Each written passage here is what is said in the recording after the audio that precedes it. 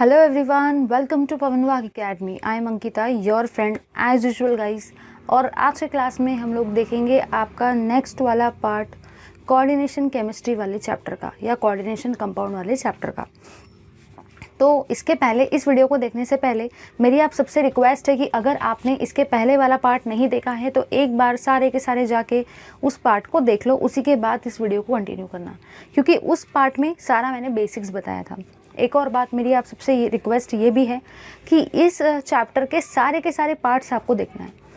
बीच में का अगर आप एक भी पार्ट मिसअप कर देते हो तो आपको आगे वाले पार्ट समझने में काफ़ी दिक्कतें या काफ़ी प्रॉब्लम्स आ सकती है, ठीक है। इसलिए मेरी ये भी सबसे रिक्वेस्ट है कि पूरे पार्ट्स को देखो। अगर चैप्टर देखना है तो पूरे पार्ट्स देखना पड़ेगा, तभी जाके ये चैप्टर कम्प्लीटली आपके लिए हेल्पफुल रहेगा। ये चैप्टर के अगर आप क्वेश्चंस लगा लेते हो, ये चैप्टर के सारे कंसेप्ट्स को अगर समझ लेते हो तो एमएसटी सीईटी के सारे क्वेश्चंस लग जाएंगे, बट जेईई नीट के सारे क्वेश्चन नहीं लगेंगे, क्योंकि जेईई नीट के लिए थोड़ा सा और हाई लेवल का बताना पड़ता है, थोड़ा सा और ज़्यादा लिस्ट बढ़ जाती है, टेबल्स बढ़ जाते हैं।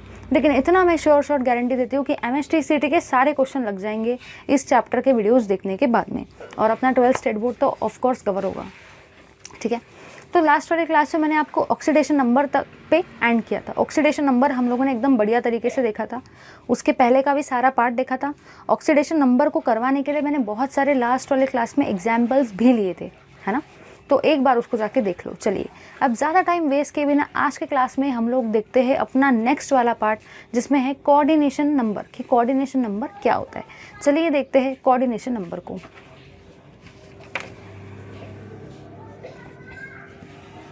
और एक और बात, इस चैप्टर को छोड़ने की कोशिश भी मत करना। अगर आप ये चैप्टर पेपर के लिए, बोर्ड के लिए छोड़ देते हो, आपको ऐसा लगता है कि इसमें कंसेप्ट है तो मैं इसको छोड़ देता हूँ, अगर इस चैप्टर को छोड़ दिया तो पेपर में खूब सारे पसीने छूटता है, बस बहुत ज़्यादा पसीना ही पसीना छूटेगा।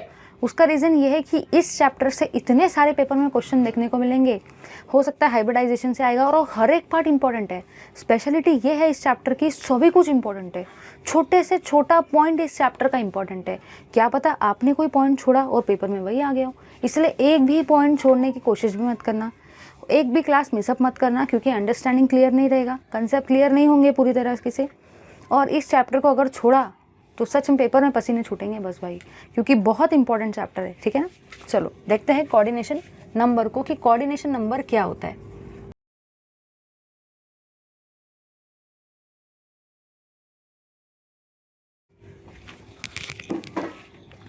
आपका कोऑर्डिनेशन नंबर ये कहता है, सबसे पहले मैं डेफिनेशन को लिख देती हूँ, फिर सब समझ। The number of ligand donor atoms, the number of ligand donor atoms directly attached to central metal atom, central metal ion या atom is called as coordination number।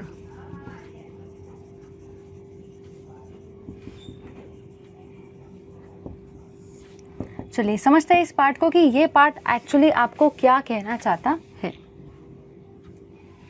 ये पार्ट आपको ये कहना चाहता है, जितने भी लिगेंड के डोनर एटम मेटल के एटम से अटैच रहते हैं उसको हम लोग कोऑर्डिनेशन नंबर बोलते हैं। जितने भी लिगेंड के डोनर एटम्स, ये याद रखना है। यहाँ पे मैक्सिमम स्टूडेंट्स क्या करते हैं, वो सोचते हैं नंबर ऑफ लिगेंड मतलब ही कोऑर्डिनेशन नंबर होता है। किसी को भी अगर आपने उठा के पूछा, बताओ भाई कोऑर्डिनेशन नंबर क्या है, वो लोग पता है क्या बोलेंगे, जितने नंबर ऑफ लिगेंड अटैच रहते हैं वही कोऑर्डिनेशन नंबर रहता है। लेकिन आपको अपने दिमाग में ये चीज़ फिट कर लेनी है भाई, number of ligand donor atoms जितने अटैच रहते हैं, बहुत काम का वर्ड है लिगेंड डोनर एटम्स, याद रखना है, ligand donor atoms directly attach to the central metal atom या ion is called as coordination number, ठीक है।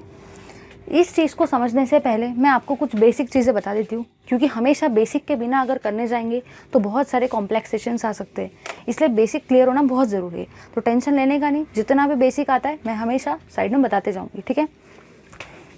सबसे पहली चीज़ ये है कि मोनोडेंटेट लिगेंड के हमें कुछ एग्जाम्पल्स पता होने चाहिए। मोनोडेंटेट लिगेंड के कुछ एग्जाम्पल्स मुझे पता होने चाहिए। अगर मोनोडेंटेट लिगेंड के एग्जाम्पल मुझे नहीं पता तो मुझे प्रॉब्लम आ सकती है। तो मोनोडेंटेट लिगेंड के आपके एग्जाम्पल जो है वो है जैसे कि फ्लोरीन, क्लोरीन, ब्रोमीन, आयोडीन, ये सब आपके मोनोडेंटेट लिगेंड के एग्जाम्पल है।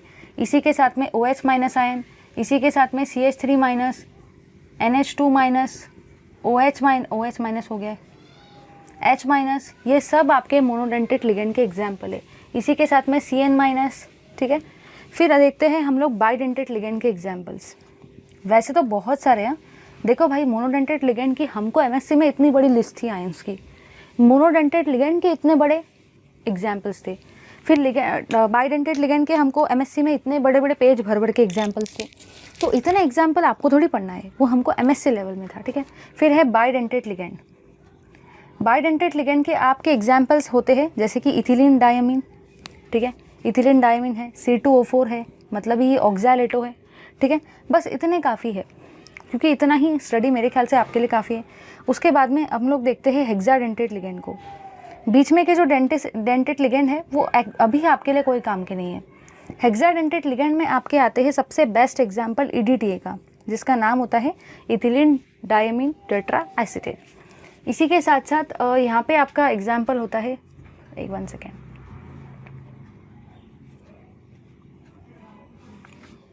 चलिए भाई देखते हैं यहाँ पे बाइडेंटेट लिगेंड में ही आपका अमोनिया भी आता है, बाइडेंटेट लिगेंड में ही आपका पिरिडिन भी आता है, ठीक है। चलो बढ़ते हैं आगे की तरफ। अमोनिया कैटेगरी में नहीं आता है, ठीक है। पिरिडिन एक कैटेगरी में आ जाएगा, अमोनिया आपके ये वाली कैटेगरी में आएगा, थोड़ा सा एक मिसकन्फ्यूजन था, और वाटर भी आपकी यही वाली कैटेगरी में आता है, ठीक है। चलो यहाँ पे आ जाओ सारे के सारे। सबसे पहले हम लोग कुछ एग्जाम्पल्स लेंगे, क्योंकि एग्जाम्पल के बिना अपने कंसेप्ट क्लियर नहीं होंगे, ठीक है। चलो एग्जाम्पल लेते हैं हम लोग। सबसे पहली चीज़ ये है कि मेरा पहला एग्जाम्पल जो मैं ले रही हूँ वो है K4FeCN6। पहला एग्जाम्पल जो हम लोग डिस्कस कर रहे हैं वो है आपका K4FeCN6, ठीक है। सेकेंड एग्जाम्पल है आपका Zn इथिलीन डायमीन 2 टाइम्स +2। ये एग्जाम्पल स्पेशली मैंने आप लोगों के लिए लाए हैं। बुक में इतने सारे एग्जाम्पल नहीं दिए, लेकिन मैं एग्जाम्पल्स इसलिए डिस्कस करवा रही हूँ सो दैट अगर आपका कंसेप्ट क्लियर हो जाए तो आपको बाद में प्रॉब्लम नहीं आएगी, ठीक है। चलो भाई निकालते हैं हम लोग। यहाँ पे आपको एक्चुअली निकालना क्या है, तो अगर मैं बात करती हूँ ना इसकी, तो यहाँ पे आपको कैलकुलेट करना है कैलकुलेशन ऑफ कोऑर्डिनेशन नंबर। आपको कोऑर्डिनेशन नंबर निकालना है, और कोऑर्डिनेशन नंबर को ही हम लोग नंबर ऑफ लोन पेयर भी बोलते हैं। याद रखना इस चीज़ को, ठीक है। अगर आपको ये चीज़ नहीं पता तो बाद में प्रॉब्लम आ सकती है, तो इतना याद रखो कि कोऑर्डिनेशन नंबर को ही हम लोग नंबर ऑफ लोन पेयर भी बोलते हैं, ठीक है। Number of lone pair.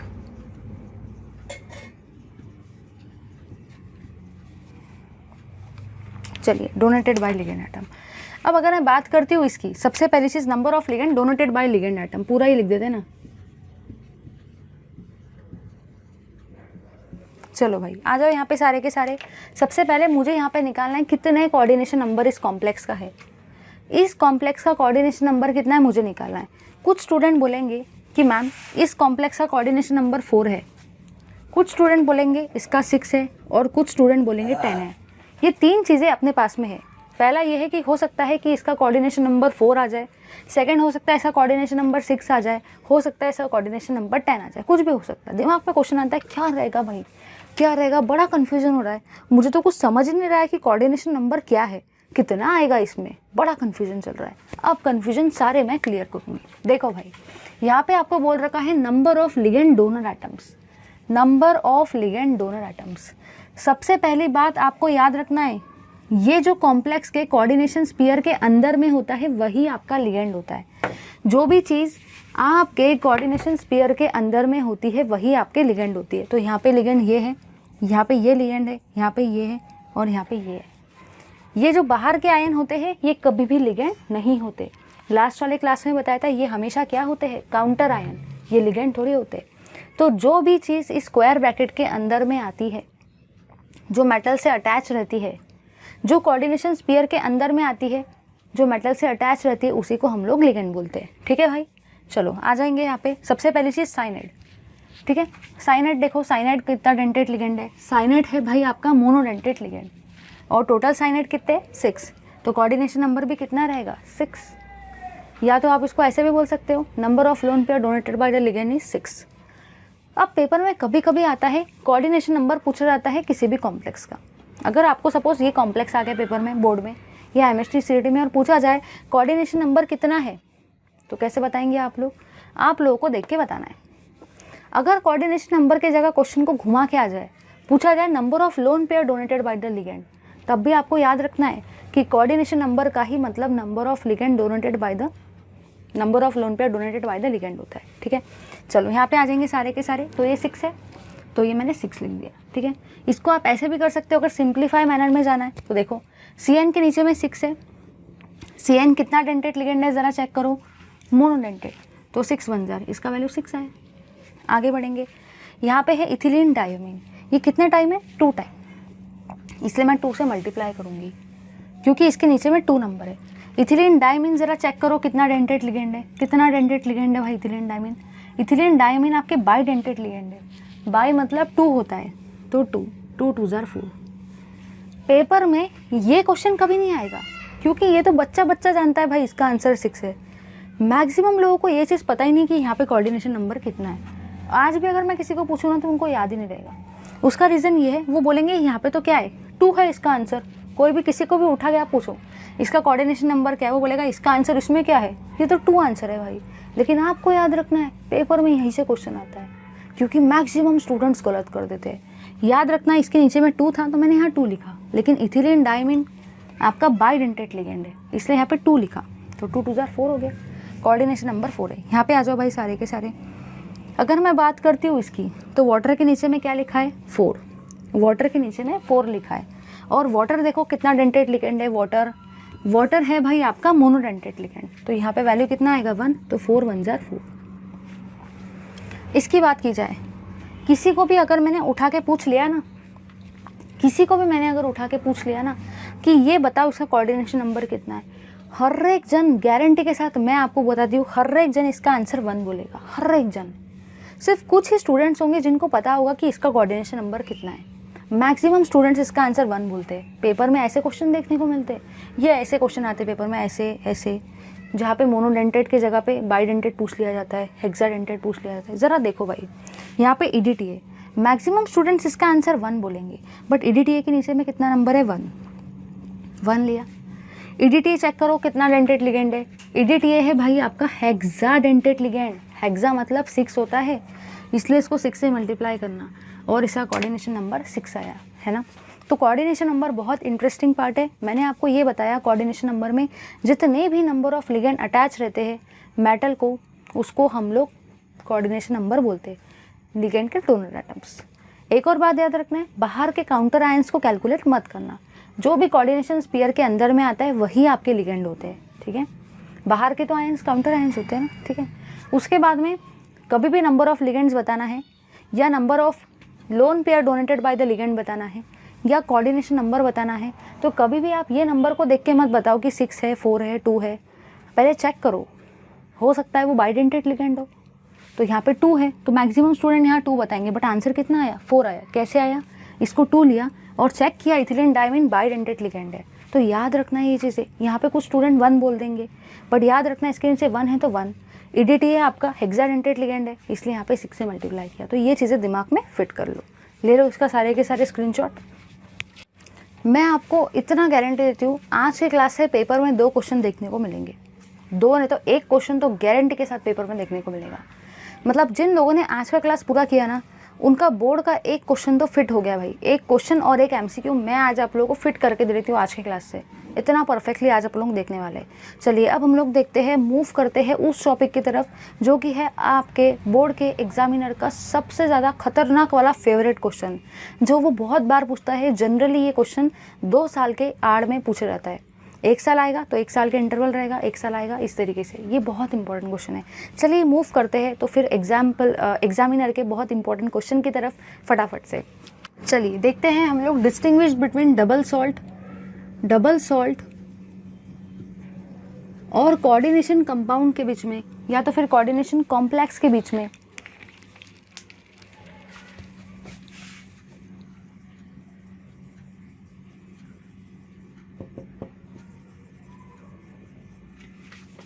इनका डिस्टिंग्विश बिटवीन देख लेते हैं।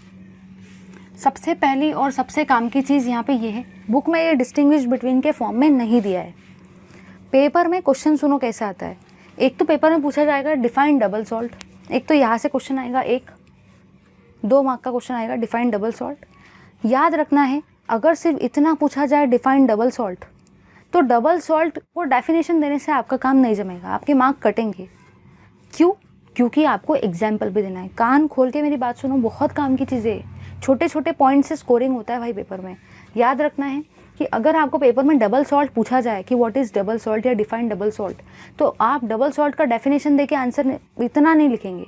आपको क्या क्या लिखना है, आपको वहाँ पे डबल सॉल्ट का डेफिनेशन भी लिखना है और उसी के साथ साथ आपको एग्जाम्पल भी देना है। भले ही आपको एग्जाम्पल नहीं भी पूछा है ना पेपर में, तब भी एग्जाम्पल दे दो ना।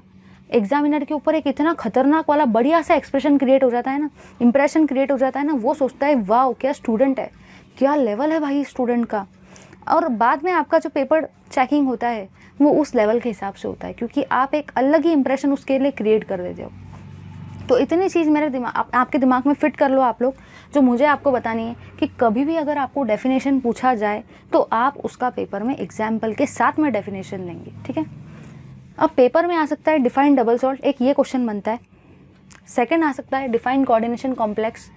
थर्ड टाइप का क्वेश्चन आ सकता है distinguish between double salt and coordination complex.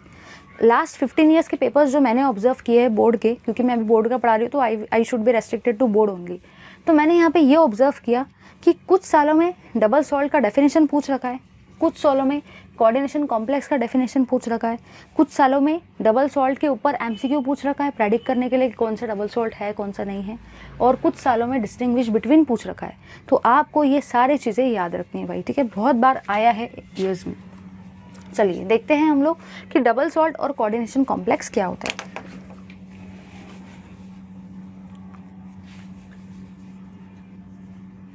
A double salt dissociates in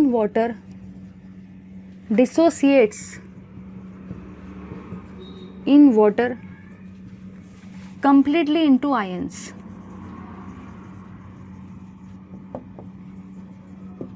ठीक है, और अगर मैं बात करती हूँ कोऑर्डिनेशन कॉम्प्लेक्स की, कोऑर्डिनेशन कॉम्प्लेक्स, जो भी आपका कोऑर्डिनेशन कॉम्प्लेक्स रहता है वो भी डिसोसिएट होता है in water with at least one complex ion,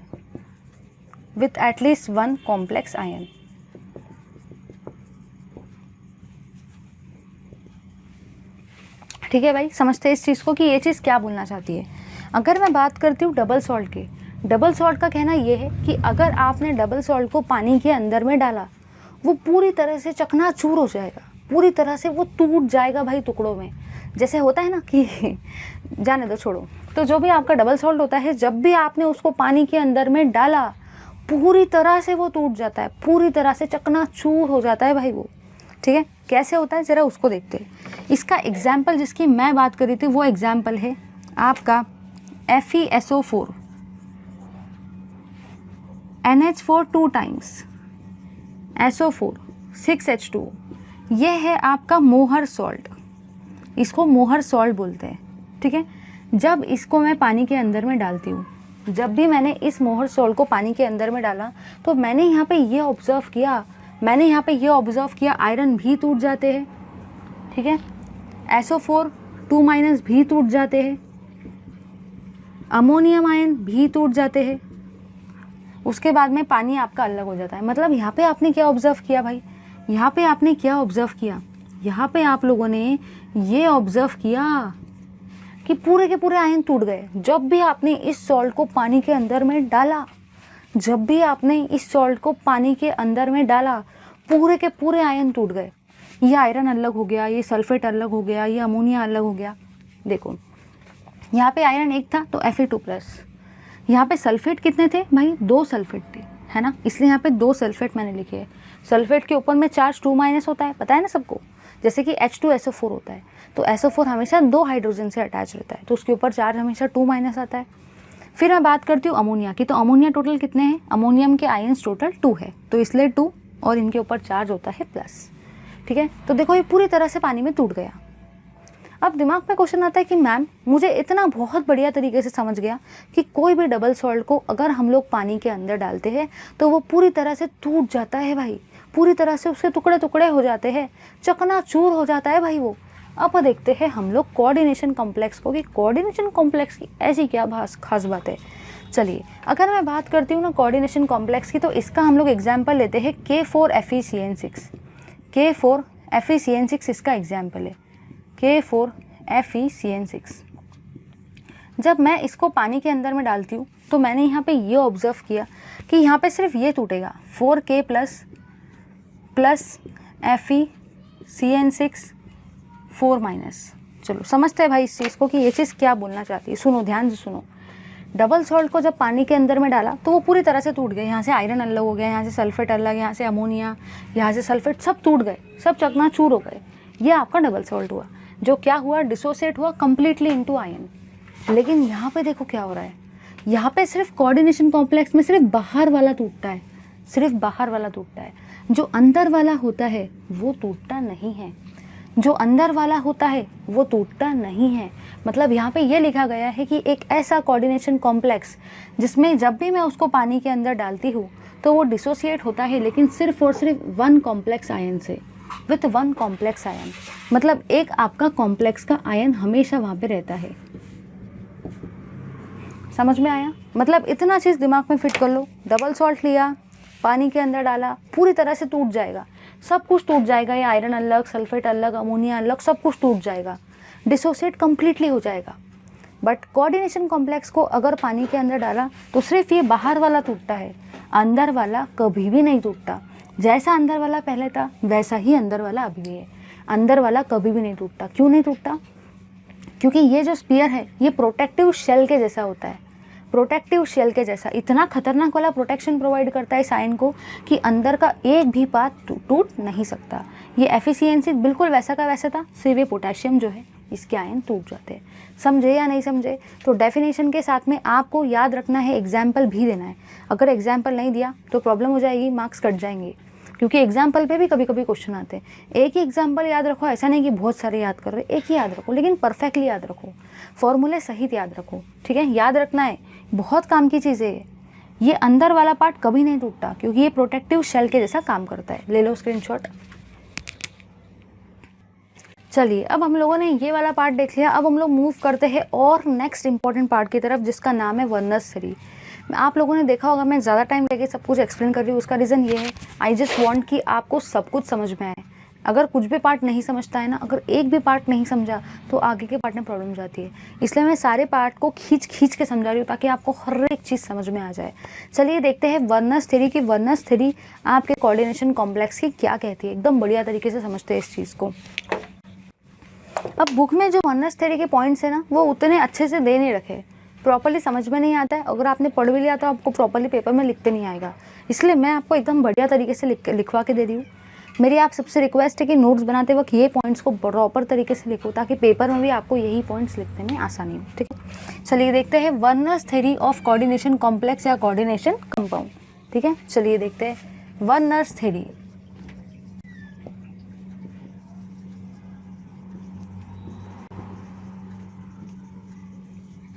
of coordination complexes. Werner's theory देख रहे हैं हम लोग कोऑर्डिनेशन कॉम्प्लेक्स की, ठीक है भाई? चलिए समझते हैं। सबसे पहले मैं इसके पॉइंट्स लिखती हूँ, उसके बाद में आपको सब समझा के देती हूँ। The metal in a complex, the metal in A coordination complex, जो भी आपका मेटल होता है कोऑर्डिनेशन कॉम्प्लेक्स में, shows two types of valencies, shows two types of valencies,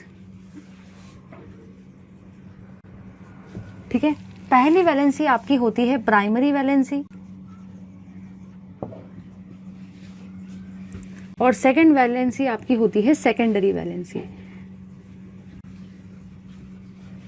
second point आपका ये कहता है, जो भी आपकी प्राइमरी वैलेंसी रहती है, जो भी आपकी प्राइमरी वैलेंसी रहती है, is ionisable and satisfied by anions, and satisfied generally by anions. ये सब मैं समझा के दूंगी, टेंशन लेने का नहीं, बस देने का, क्योंकि ये सब मैं अभी लिख रही हूँ। थर्ड पॉइंट आपका ये कहता है कि जो भी आपकी सेकेंडरी वैलेंसी रहती है, secondary valency is non ionisable, secondary valency is non-ionizable and satisfied by anions and neutral molecules, anions and neutral ligands.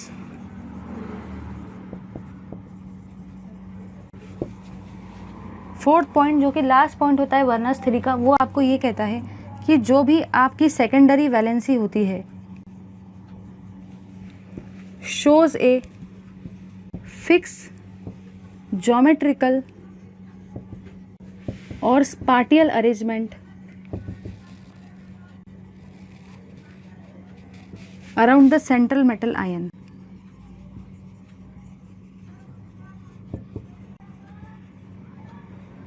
In a complex. ठीक है भाई, तो ये सारे के सारे आपके चारों के चारों पॉइंट्स है किसके, वर्नर्स थ्योरी के। चलिए समझते हैं इन पॉइंट्स को एकदम बढ़िया तरीके से। यहाँ पे आपको ये बोल रखा है कि कोई भी कोऑर्डिनेशन कॉम्प्लेक्स में मेटल को हमेशा दो टाइप की वैलेंसी होती है।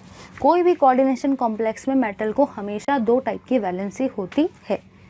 पहली वैलेंसी होती है प्राइमरी वैलेंसी और सेकेंडरी वैलेंसी दूसरी वैलेंसी होती है। याद रखने का तरीका देखो कैसा है भाई, याद रखने का आपको बस इतना याद रखो कि मेटल जो होता है वो हमेशा कोऑर्डिनेशन कॉम्प्लेक्स में उसको दो टाइप की वैलेंसीज होती है। मतलब ऐसे समझ लो कि जो कोऑर्डिनेशन कॉम्प्लेक्स होता है उसमें मेटल के टोटल दो बच्चे होते हैं। एक बच्चा जो होता है उसका नाम होता है प्राइमरी बच्चा, मतलब भी प्राइमरी वैलेंसी, और जो दूसरा बच्चा मेटल का होता है कोऑर्डिनेशन कॉम्प्लेक्स के अंदर में वो होता है सेकेंडरी वैलेंसी। तो बस इतना याद रखो कि कोऑर्डिनेशन कॉम्प्लेक्स के अंदर में मेटल के दो बच्चे होते हैं। पहला बच्चा उसको बोलते हैं प्राइमरी वैलेंसी, सेकंड बच्चा उसको बोलते हैं सेकेंडरी वैलेंसी। ठीक है भाई, आगे मुझे ये बताना है कि जो भी आपकी प्राइमरी वैलेंसी होती है, जो भी आपकी प्राइमरी वैलेंसी होती है वो हमेशा आयोनाइजेबल होती है। मतलब जो पहला वाला बच्चा होता है, जो भी आपकी प्राइमरी वैलेंसी होती है मेटल की, वो हमेशा आयोनाइजेबल होती है, हमेशा वो आयोनाइज हो जाती है। ठीक है, ये सब अपन लोग लाइव एग्जाम्पल के तौर पर देखने वाले हैं, और ये हमेशा सेटिस्फाई की जाती है बाय द अनायंस। याद रखना है, प्राइमरी वैलेंसी आयोनाइजेबल होती है, टूट जाती है, इजीली आयोनाइज हो जाती है, और जनरली अनायंस वो वैलेंसी को सेटिस्फाई करते हैं। थर्ड पॉइंट आपका ये कहता है कि जो भी आपकी सेकेंडरी वैलेंसी रहती है वो कभी भी नॉन आयोनाइजेबल रहती है, वो कभी भी आयोनाइज नहीं होती, और वो अनायन भी सेटिस्फाई करते हैं और न्यूट्रल लिगेंड भी। लास्ट पॉइंट आपका ये कहता है कि सेकेंडरी वैलेंसी जो होती है वो फिक्स ज्योमेट्रिकल अरेंजमेंट शो करती है around the central metal atom. मुझे पता है कुछ भी दिमाग में नहीं गया होगा क्योंकि मैंने एग्जाम्पल लिए ही नहीं। चलिए लेते हैं एग्जाम्पल को। सपोज अगर मैं कोई एग्जाम्पल ले लूँ, CO NH3 6 टाइम्स,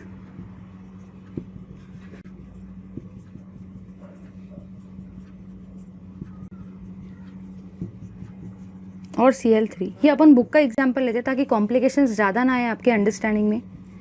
ठीक है भाई, देखो सीधी सीधी बात याद रखने का, बस दिमाग में इतनी चीज़ फिट कर लो, जो भी स्पीयर के बाहर में आता है वो आपकी प्राइमरी वैलेंसी है, वो आपकी प्राइमरी वैलेंसी, उसी को आप प्राइमरी स्पीयर भी बोल सकते हो। बुक में प्राइमरी स्पीयर है, आप स्पीयर भी बोल सकते हो। ये जो है जो इस स्क्वायर ब्रैकेट के बाहर में आता है, याद रखना भाई, याद रखना, जो स्क्वायर ब्रैकेट के बाहर में आता है, बाहर, ठीक है, उसको प्राइमरी वैलेंसी बोलते हैं।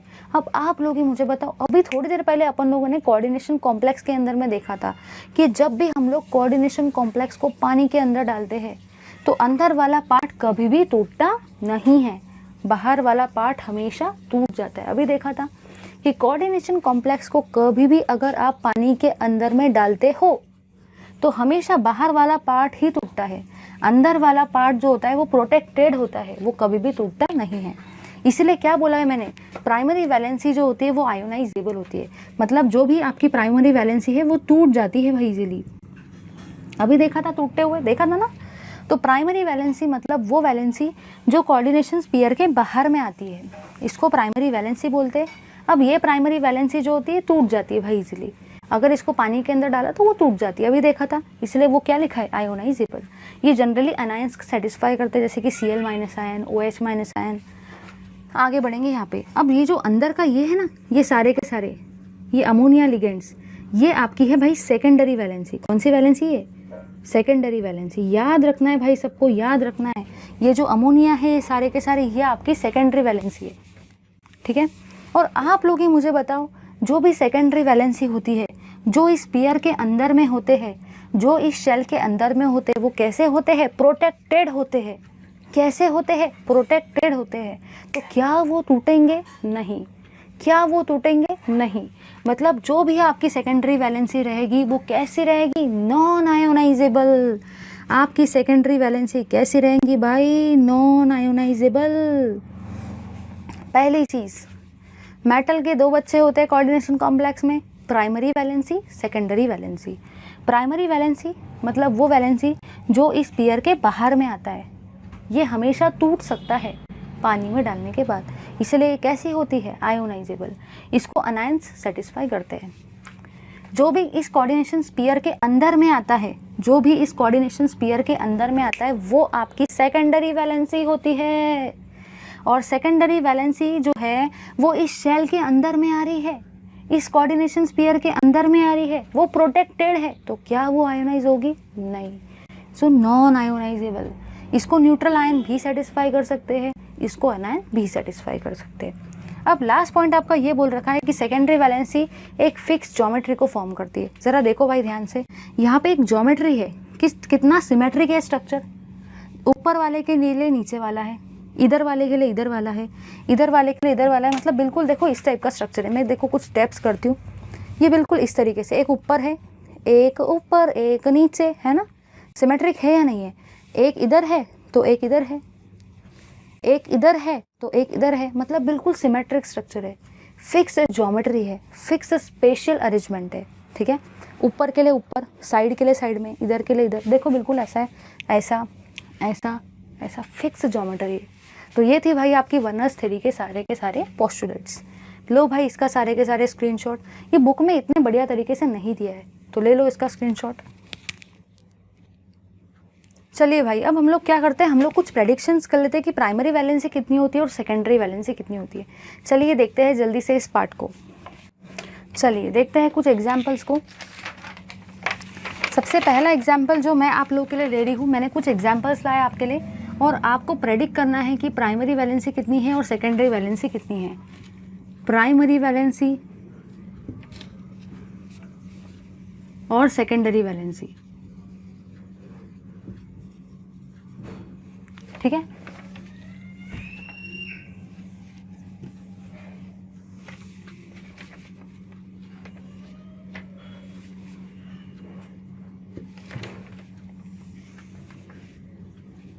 सबसे पहला एग्जाम्पल जो मैं आप लोगों के लिए लेके आई हूँ वो है ये वाला, CONH3 6 टाइम्स Cl3। ये पहला एग्जाम्पल है जो मैं आप सबके लिए लेके आई हूँ, ठीक है। सेकेंड एग्जाम्पल आपका जो है, सेकेंड एग्जाम्पल आपका है FeCO5 टाइम्स।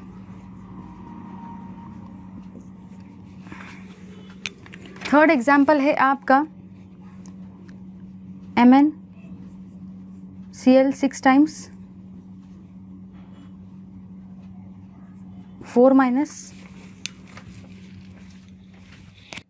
इतने एग्जाम्पल काफ़ी है। चलिए भाई, हम लोग इतने ही एग्जाम्पल फ़िलहाल के लिए डिस्कस करते हैं ताकि टॉपिक में और ज़्यादा क्लियरिटी आ जाए। अब आपको यहाँ पे पूछ रखा है, आपको दो चीज़ें बताना है। आपको ये चीज़ें बताना है कि प्राइमरी वैलेंसी जो है वो किसने सेटिस्फाई की है, satisfied by. Primary valency satisfied by, क्योंकि MCQ में यहाँ से क्वेश्चन आ सकता है, बुक में नहीं है बट आ सकता है भाई। और कितनी है, ठीक है, हाउ मच, कितनी प्राइमरी वैलेंसी है, ठीक है। फिर आपको यहाँ पे सेकेंडरी वैलेंसी में भी बताना है, सेटिस्फाइड बाय, सेकेंडरी वैलेंसी किसने सेटिस्फाइड की है और हाउ मच, ठीक है। चलो देखते एक छोटा सा एक्सरसाइज वाला पार्ट है। चलो भाई देखो सारे के सारे। सबसे पहली बात, दिमाग में एक चीज़ फिट कर लो भाई, अगर ये कॉम्प्लेक्स है आपका मेटल लिगेंड N टाइम्स और ये है आपका Y, तो याद रखना है कि ये आपकी हमेशा प्राइमरी वैलेंसी होती है, और याद रखना है ये अंदर वाली हमेशा आपकी सेकेंडरी वैलेंसी होती है ना। चलो पूछ रखा है प्राइमरी वैलेंसी, इस कॉम्प्लेक्स में आपकी प्राइमरी वैलेंसी कौन है, ये अमोनिया है या Cl है, थोड़ा सा दिमाग लगाना है। प्राइमरी वैलेंसी मतलब जो कोऑर्डिनेशन स्फीयर के बाहर में आता है, तो यहाँ पे कौन आ रहा है, Cl, मतलब यहाँ पे प्राइमरी वैलेंसी किसने सेटिस्फाइड की है, Cl ने, और वो भी कितनी है, 3 है। समझ गया ना। तो बस आपको इतना याद रखना है कि ये कोऑर्डिनेशन कॉम्प्लेक्स में जो भी बाहर में होता है वो आपकी प्राइमरी वैलेंसी है। जो भी अंदर में होता है वो आपकी सेकेंडरी वैलेंसी होती है। तो बाहर में क्या है, Cl, तो Cl आपकी प्राइमरी वैलेंसी और टोटल 3 है। ठीक है, चलो बढ़ेंगे। यहाँ पे पूछा गया है प्राइमरी वैलेंसी। यहाँ पे कोई बाहर है क्या? क्या यहाँ पे कुछ है? क्या यहाँ पे कुछ है? नहीं है। मतलब क्या इस कॉम्प्लेक्स में कोई प्राइमरी वैलेंसी है? नहीं है, ही नहीं। इस कॉम्प्लेक्स में देखो, क्या कुछ बाहर है? नहीं है। मतलब यहाँ पे भी आपकी प्राइमरी वैलेंसी नहीं है। आगे बढ़ेंगे। यहाँ पे सेकेंडरी वैलेंसी। सेकेंडरी वैलेंसी मतलब वो वैलेंसी जो इस पेयर के अंदर में आती है। तो यहाँ पे कितनी है भाई सेकेंडरी वैलेंसी? 6। और किसने सेटिस्फाई किया है? अमोनिया ने।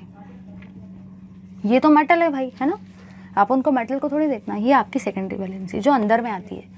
यहाँ पे देखो आपकी सेकेंडरी वैलेंसी किसने सेटिस्फाई किया है? CO ने। तो CO ने, और वो भी कितनी है आपकी सेकेंडरी वैलेंसी? 5। ठीक है, ये एंट्रेंस का पढ़ने में बहुत मज़ा आता है, सीरियसली बता रही हूँ।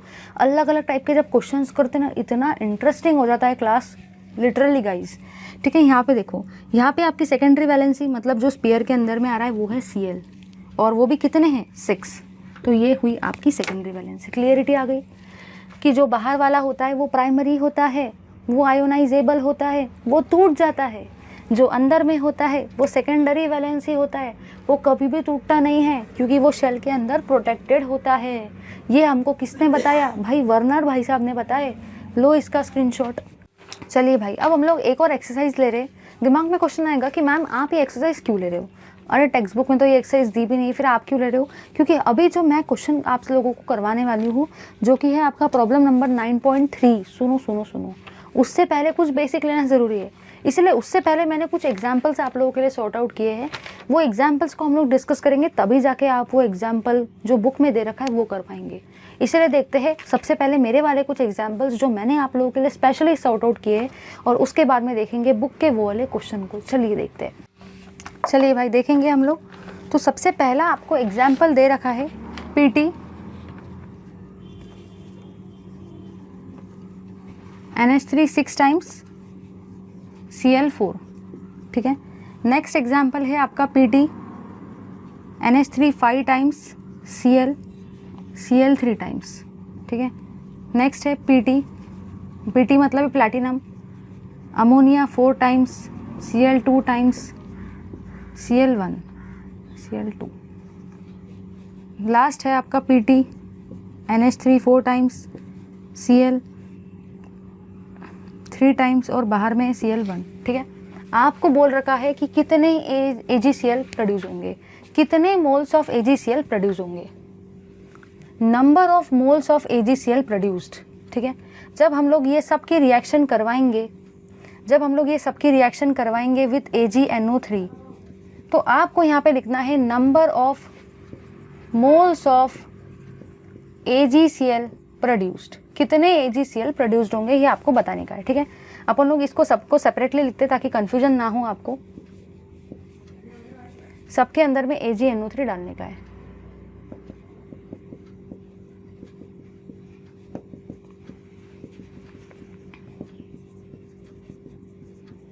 ठीक है भाई, चलो देखते हैं। अब सबसे पहली और सबसे काम की चीज़ जो है वो आपकी यहाँ पे ये है, आपको दिमाग में फिट कर लेना है कि जब भी आपका AgNO3 को हम लोग Cl के अंदर में डालते हैं तो हमेशा AgCl बनता है। क्यों ऐसा? क्योंकि जो भी आपका सिल्वर होता है ना, वो हमेशा Cl को लव करता है। सिल्वर मतलब ही Ag लव्स सिल्वर। ठीक है, इसका मतलब जहाँ पे भी वो Cl को देखेगा ना, बस Cl के साथ में जल्दी से PPT बना लेगा वाइट कलर की। ठीक है भाई, अब मुझे आप लोग बताओ, दिमाग में क्वेश्चन आता है कि मैम यहाँ पे AgNO3 जितने भी होंगे, चलो इससे अपन को कोई लेना देना नहीं है कि कितने AgNO3 है। मैं आपको ये पूछ रही हूँ कि कितने AgCl यहाँ पे बनेंगे, यहाँ पे कितने AgCl बनेंगे, यहाँ पे कितने AgCl बनेंगे, यहाँ पे कितने AgCl बनेंगे, उससे मुझे काम है। ठीक है, अब कुछ स्टूडेंट्स क्या करेंगे, सुनो, कुछ स्टूडेंट सोचेंगे मैम ने अभी बताया कि सिल्वर लव करता है Cl को, मतलब Ag जो होता है वो लव करता है Cl को, AgCl के साथ में जल्दी से AgCl बना लेता है। कुछ लोग क्या करेंगे, फटाक से देखेंगे, वो लोग यहाँ पे ये देखेंगे भाई कि कितने Cl और बता देंगे आंसर। लेकिन याद रखना है, अंदर वाला पार्ट कभी भी रिएक्ट नहीं होता है, क्योंकि अंदर वाली सेकेंडरी वैलेंसी होती है, वो आयोनाइजेबल नहीं होती है। हमेशा याद रखना है, only primary valency is ionisable, only primary valency is ionisable. आपकी हमेशा सिर्फ और सिर्फ प्राइमरी वैलेंसी ही आयोनाइजेबल होती है। मतलब प्राइमरी वैलेंसी ही रिएक्ट कर पाएंगी। देखो भाई यहाँ पे Cl कितने हैं 4, इसलिए यहाँ पे AgCl भी कितने बनेंगे 4। ये तो बड़ा आसान था, कोई बच्चा भी कर लेगा। यहाँ पे Cl 4 है तो यहाँ पे आपके AgCl भी टोटल 4 बनेंगे। ठीक है भाई, बन गए 4। यहाँ पे नीचे आओ, अगर मैं बात करूँ यहाँ पे कुछ लोग बोलेंगे मैम यहाँ पे तो टोटल Cl 4 है, यहाँ पे 1 है, यहाँ पे 3 है, मतलब 4 है, मतलब 4 AgCl बनेंगे। क्या आप हमको इतना ईजी क्वेश्चन पूछ रहे हैं? लेकिन सुनो भाई, मैंने आपको अभी बताया प्राइमरी वैलेंसी ही आयोनाइजेबल होती है। प्राइमरी मतलब बाहर वाली, बाहर में कितने क्लोरीन हैं 3, AgCl भी कितने बनेंगे 3। गलती से भी 4 मत बोलना, क्योंकि ये जो क्लोरीन है ये अंदर में आया है, ये प्रोटेक्टेड है शेल से, ये कोऑर्डिनेशन स्फीयर के अंदर में है, ये स्क्वायर ब्रैकेट के अंदर में है, प्रोटेक्टेड है, वो टूटेगा नहीं। सिर्फ बाहर वाले क्लोरीन, मतलब सीधी सीधी बात ये है जितने क्लोरीन बाहर रहेंगे उतने AgCl बनाने का। यहाँ पे कितने क्लोरीन बाहर है 2, AgCl भी कितने बनेंगे 2। यहाँ पे कितने क्लोरीन बाहर है 1, AgCl भी कितना बनेगा 1। मतलब दिमाग में इतनी चीज़ फिट कर लो कि कभी भी अगर पूछा जाए AgCl कितने बनेंगे, ये आपको पता है कि AgCl के साथ में रिएक्ट करता है, क्योंकि AgCl को लव करता है, AgCl बनाता है। बट ये पता होना चाहिए जितने Cl बाहर रहेंगे ना उतने ही AgCl बनेंगे। अंदर वाले Cl से अपना कोई लेना देना नहीं है, क्योंकि वो सेकेंडरी वैलेंसी है। क्लियर हो गया? लो इसका स्क्रीनशॉट। चलिए भाई, अब इसी कंसेप्ट के ऊपर में हम लोग लेते हैं अपने बुक के प्रॉब्लम नंबर 9.1 को, जो कि दे रखा है पेज नंबर 194 पर। तो चलिए गाइस, ज़्यादा टाइम वेस्ट किए बिना देखते हैं हम लोग टेक्स्ट बुक का प्रॉब्लम नंबर 9.1, जो कि दे रखा है टेक्स्ट बुक में पेज नंबर 194 के ऊपर में, जो कि बेस्ड है इस कंसेप्ट के ऊपर में। चलिए देखते हैं इस पार्ट को। सबसे पहली चीज़ ये है, यहाँ पे आपको क्वेश्चन में क्या बोल रखा है, प्रॉब्लम 9.1। प्रॉब्लम 9.1 में ये बोल रखा है कि जब भी आप लोग COCl3 और अमोनिया का कॉम्प्लेक्स बनाते हैं तो उसमें AgNO3 के साथ ट्रीटमेंट करने पर आपको 2 मोल्स AgCl मिलते हैं। मतलब उनका कहना ये है कि जब आप कोबाल्ट और अमोनिया का कॉम्प्लेक्स लेते हो, और Cl कितने भी हो सकते हैं भाई, यहाँ पे कितने भी हो सकते हैं Cl, मतलब कोबाल्ट और अमोनिया का जब भी आप कॉम्प्लेक्स लेना चाहते हो, कितने भी अमोनिया हो सकते हैं, कितने भी Cl हो सकते हैं, इसके अंदर में जब आप AgNO3 को डालते हो, वो भी n टाइम से ले लो, यहाँ पे 2 मोल्स AgCl बने हैं, 2 मोल्स AgCl। तो फॉर्मूला क्या रहेगा कंपाउंड का, ये आपको पूछ रखा है। फॉर्मूला ऑफ कॉम्प्लेक्स का फॉर्मूला क्या होगा वो आपको पूछ रखा है। चलो मैं आपको कुछ ऑप्शंस दे देती हूँ। सबसे पहला ऑप्शन जो आपका है भाई, वो ये है, पहला ऑप्शन जो आपका है वो ये है CO NH3 6 times, Cl 4 times. Second option आपका है CO NH3 4 times, Cl 2 times, और बाहर में भी Cl 2 टाइम्स।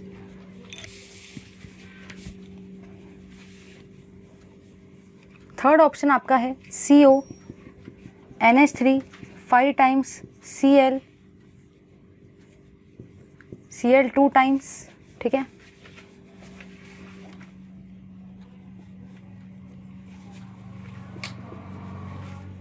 और लास्ट ऑप्शन में लिख देती हूँ नन।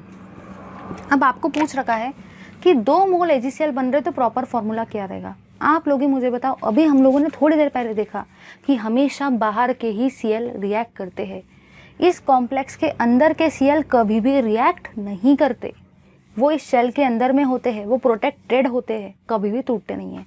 बाहर वाले ही हमेशा टूटते हैं, बाहर वाले ही हमेशा डिसोसिएट होते हैं। ठीक है भाई, चलो देखो यहाँ पे बाहर में कितने क्लोरीन हैं 3, मतलब यहाँ पे AgCl कितने बनेंगे 3 AgCl। यहाँ पे बाहर में 3 क्लोरीन है, मतलब यहाँ पे टोटल 3 AgCl बनेंगे। मतलब ये ऑप्शन तो नहीं हो सकता है, हमको 2 AgCl बनाना है। यहाँ पे बाहर में कितने क्लोरीन है, 1 ही क्लोरीन है, मतलब यहाँ पे कितने AgCl बनेंगे 1 ही AgCl। तो ये भी ऑप्शन नहीं हो सकता है, क्योंकि हमको तो 2 AgCl बनाना है। यहाँ पे बाहर में कितने क्लोरीन है 2 क्लोरीन है, यहाँ पे बाहर में कितने क्लोरीन है 2 क्लोरीन, मतलब AgCl भी कितने बनेंगे 2 AgCl। तो आपका करेक्ट आंसर है ये वाला। ज़्यादा टेंशन नहीं लेने का, अगर फॉर्मूला बनाने के लिए बोला है या MCQ में इस टाइप का क्वेश्चन आता है, आपको पूछा गया है कि 2 AgCl बनाना है तो कौन सा करेक्ट फॉर्मूला रहेगा, तो बस देख लेने का। बाहर में 3 है तो 2 तो नहीं बनेंगे, गलत। बाहर में 1 ही Cl है, मतलब 1 ही AgCl बनेगा, ये भी नहीं। अपन को 2 AgCl बनाना है, मतलब बाहर में कितने क्लोरीन रहेंगे 2 chlorine.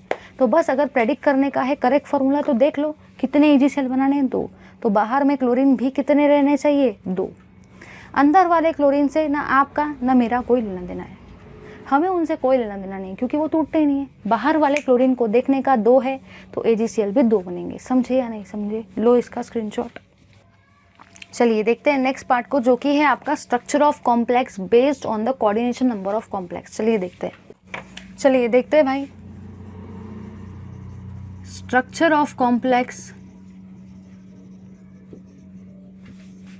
based on the coordination number of complex, based on the coordination number of complex।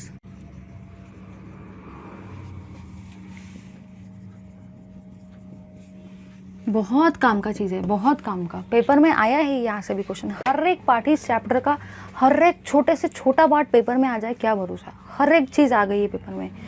बाकी चैप्टर में कुछ सिलेक्टेड रहता है, भाई ये करो, ये नहीं आता है, ये मत करो। यहाँ पे ऐसा कुछ नहीं है, यहाँ पे सब कुछ आता है पेपर में, इतना इम्पोर्टेंट है, ठीक है। यहाँ पे आपको ये बोल रखा है भाई, यहाँ पे आपको ये बोल रखा है कि जो भी आपका स्ट्रक्चर होता है, जो भी आपका स्ट्रक्चर होता है वो डिपेंड करता है कोऑर्डिनेशन नंबर के ऊपर में, ठीक है। अगर मैं बात करती हूँ, अगर कॉम्प्लेक्स का कोऑर्डिनेशन नंबर को ही हम लोग हमेशा CN से रिप्रेजेंट करते हैं, कोऑर्डिनेशन नंबर को ही हम लोग हमेशा CN से रिप्रेजेंट करते हैं, याद रखने का। CN आ गया तो इसका नाम क्या रहेगा, कोऑर्डिनेशन नंबर। अगर आपका कोऑर्डिनेशन नंबर 6 आ जाए, सेकंड रहता है आपका कोऑर्डिनेशन नंबर 4 आ जाए। अगर कोऑर्डिनेशन नंबर 6 आता है तो आपका जो भी स्ट्रक्चर रहता है वो हमेशा ऑक्टाहेड्रल ही रहता है। वो हमेशा कैसा रहता है, ऑक्टाहेड्रल स्ट्रक्चर। दिमाग में एक चीज़ फिट कर लो, बड़े कन्फ्यूजन चलते हैं, अरे मैम यहाँ पे तो ये 6 है, फिर आपने ऑक्टा कैसा लिखा।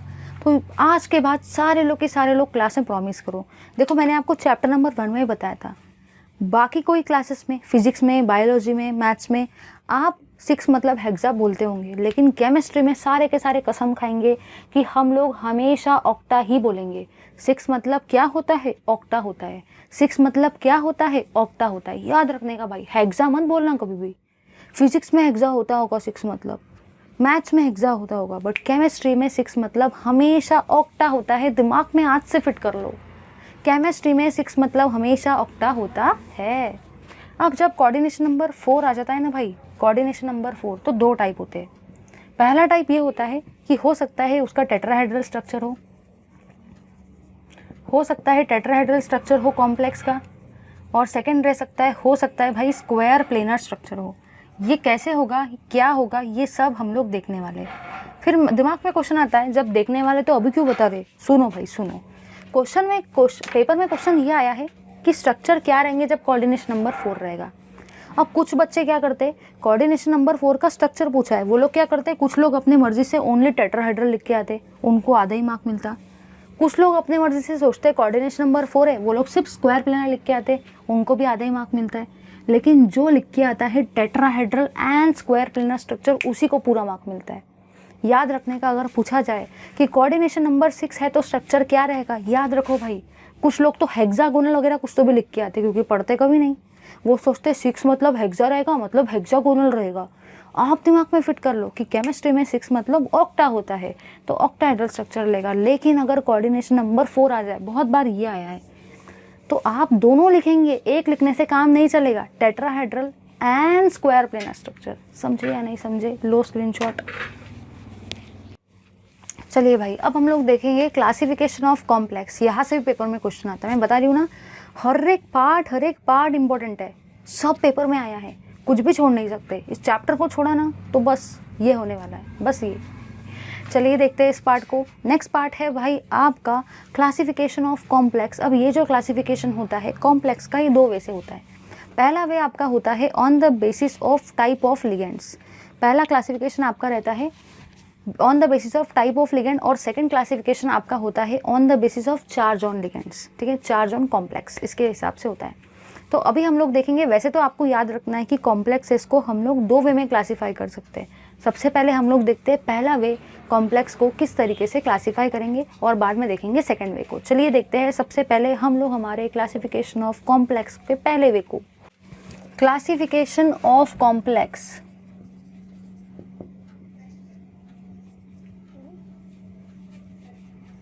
क्लासिफिकेशन ऑफ कॉम्प्लेक्स हम लोग देख रहे हैं, और ये क्लासिफिकेशन जो हम लोग करवा रहे हैं भाई, ये क्लासिफिकेशन है आपका on the basis of type of ligand, जो कि पहला पार्ट है। On the basis of type of ligand, type of ligand के हिसाब से हम लोग आपका पहला क्लासिफिकेशन कर रहे हैं कोऑर्डिनेशन कॉम्प्लेक्स का। दिमाग में एक चीज़ एकदम बढ़िया तरीके से फिट कर लो, ये पहला वे है, एक और वे आने वाला है, ठीक है, ये पहला वे है। सेकेंड थिंग यहाँ पे ये है, दिमाग में ये भी चीज़ फिट कर लो कि पेपर में आपको डिस्टिंग्विश बिटवीन के फॉर्म में भी आ सकता है। तीसरी थिंग आपकी ये है, थर्ड थिंग जो है वो ये बुक में डिस्टिंग्विश बिटवीन के फॉर्म में नहीं दिया है, लेकिन हम लोग डिस्टिंग्विश बिटवीन के फॉर्म में इसलिए पढ़ रहे हैं ताकि कंपैरेटिव स्टडी काफ़ी ईजियर हो जाए। तो पहला आपका टाइप होता है होमोलैप्टिक कॉम्प्लेक्सेस, होमोलैप्टिक कॉम्प्लेक्सेस। और सेकंड होता है, आप ही मुझे बता दो, अगर एक है होमो तो दूसरा क्या रहेगा? हेटेरो ना भाई।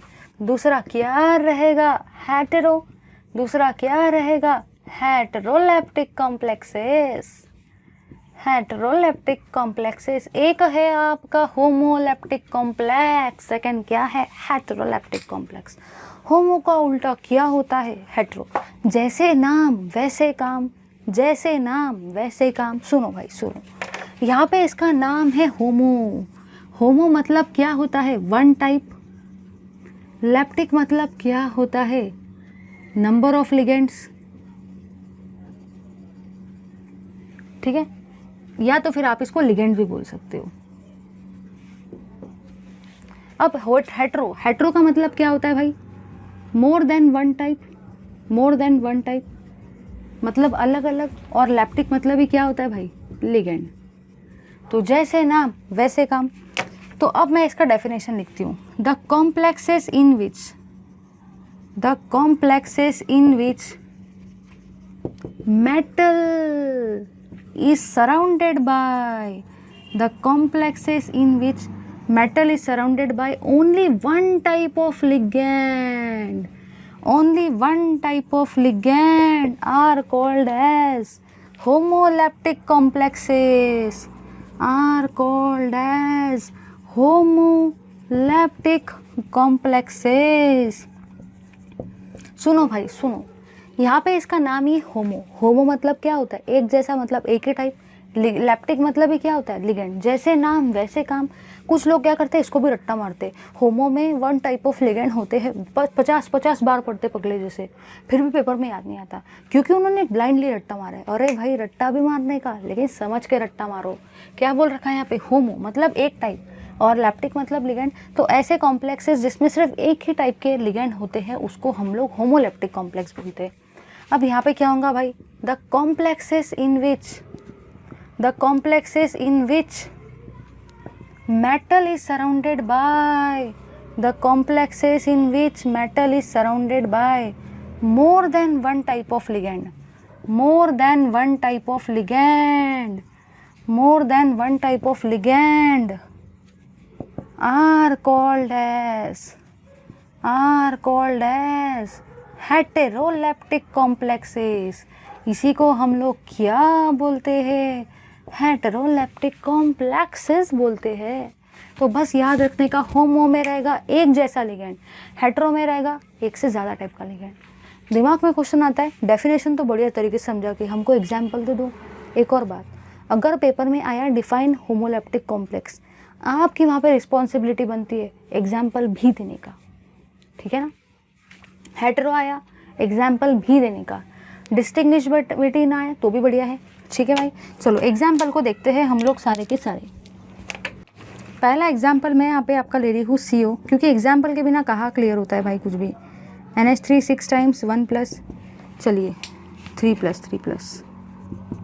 सेकेंड एग्जाम्पल है यहाँ पे आपका CO, NH3 4 times I think, और यहाँ पे है Cl 2 टाइम्स +1, ठीक है। चलो देखो भाई, यहाँ पे सारे के सारे स्टूडेंट्स यहाँ पे देखेंगे। यहाँ पे आप लोगों ने ये ऑब्जर्व किया, यहाँ पे ये जो मेटल है, ये जो मेटल है ये कैसे टाइप के लिगेंड से अटैच है? एक ही है। सारे के सारे लिगेंड एक जैसे हैं, मतलब ये होमोलैप्टिक का एग्जाम्पल है। यहाँ पे देखो आपके दो टाइप के लिगेंड है, एक अमोनिया है और एक क्लोरीन है। यहाँ पे लिगेंड कितने टाइप के हैं? 2 टाइप के लिगेंड है, 2 टाइप्स ऑफ लिगेंड्स। यहाँ पे आपके लिगेंड सिर्फ और सिर्फ एक ही टाइप का है, ओनली 1 टाइप ऑफ लिगेंड। ठीक है, क्लियर हो गया ना।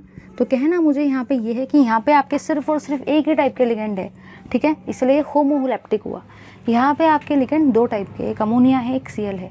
अगर लिगेंड 2 टाइप के हैं तो इसका नाम क्या रहेगा? हेट्रोलैप्टिक कॉम्प्लेक्सेस। एग्जाम्पल देने में क्या आ जाता है, बट एग्जाम्पल देने से पता है क्या होता है, एग्जामिनर के ऊपर एक बहुत बढ़िया वाला इंप्रेशन सा क्रिएट हो जाता है।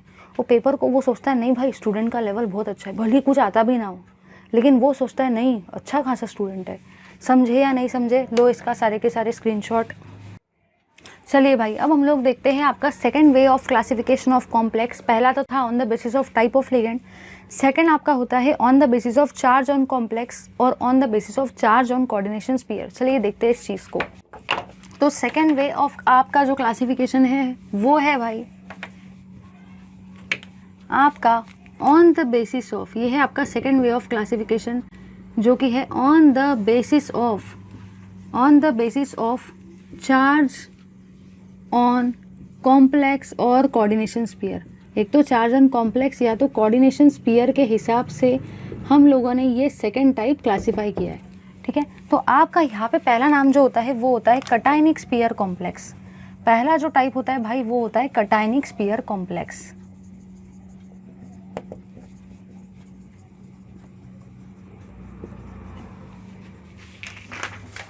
अब कुछ लोग इसको भी रट्टा मारते हैं, cationic sphere complex, anionic sphere complex, neutral complexes, बड़ा रट्टा मारते हैं।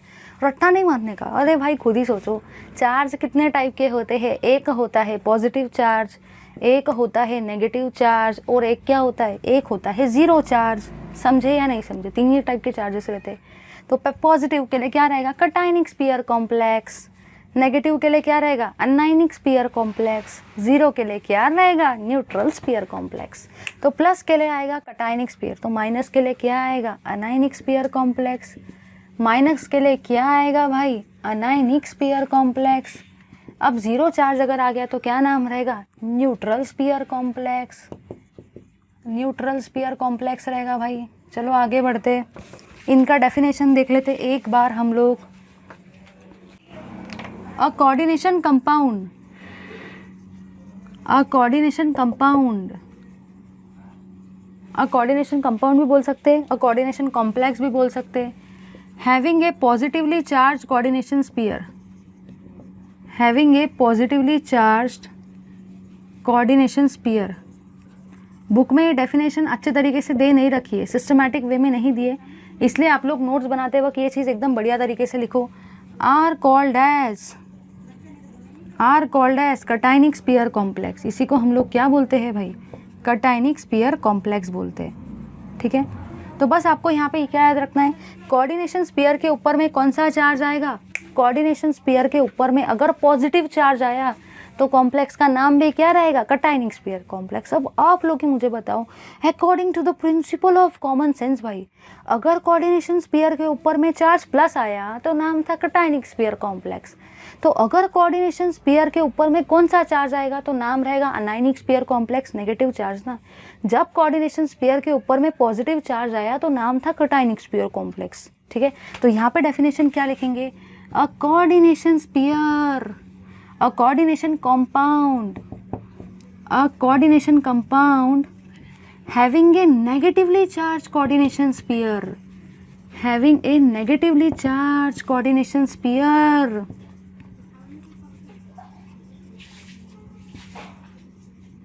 are called as anionic sphere complex। ऐसे कॉम्प्लेक्सेस को हम लोग क्या बोलते हैं भाई? Anionic sphere complexes. तो बस दिमाग में इतना चीज़ फिट कर लेना है बढ़िया तरीके से कि अगर कोऑर्डिनेशन स्फीयर के ऊपर में चार्ज आया प्लस तो नाम क्या रहेगा? Cationic sphere complex.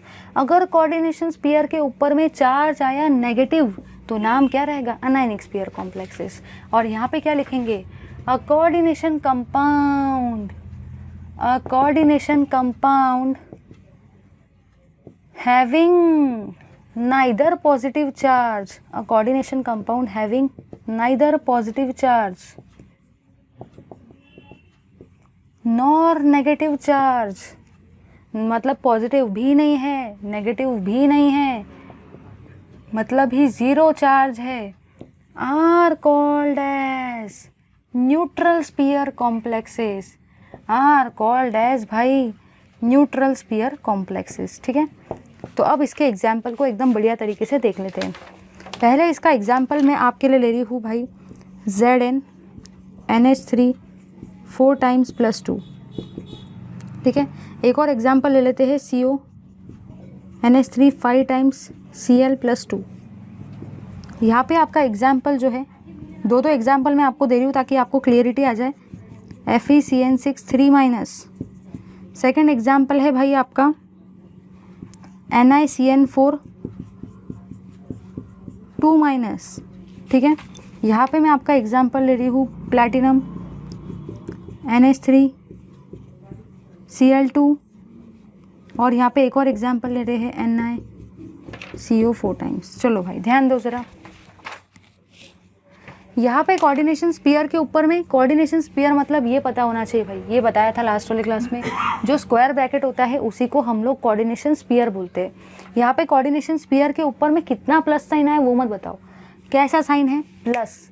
Coordination sphere के ऊपर में प्लस साइन आया तो ये आपके कैसे हुए, कटायनिक स्फीयर कॉम्प्लेक्स।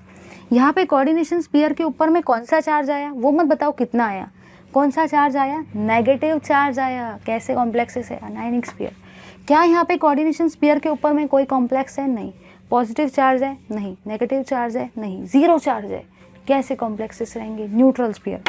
पेपर में अगर MCQ में आइडेंटिफाई करने के लिए आगे पहचान लोगे, चार्ज को देख के पहचानने का।